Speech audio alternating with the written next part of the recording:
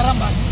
ಅದರ ಪೂರ್ವಭಾವಿಯಾಗಿ ನಮ್ಮ ರೈತರು ಬೀಜ, ಗೊಬ್ಬರ, ಬೊಕ್ಕ, ಮಂಡಿ, ಜೆಂಡುಗಳನ್ನು ಸುರಾಸ್ಕೊಳ್ಳೋಕ್ಕೆ ತಯಾರಿಯನ್ನು ಮಾಡ್ಕೊಳ್ತಾರೆ ರೈತರು.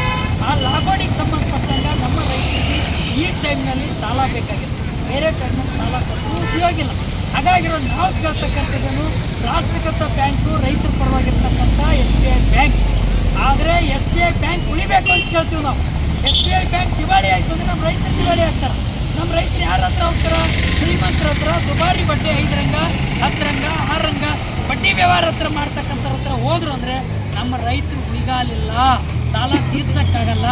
ಈ ಪರಿಸ್ಥಿತಿಯಲ್ಲಿ ಸಂಕಷ್ಟದಲ್ಲಿ ಸಿಗ್ತಾರೆ.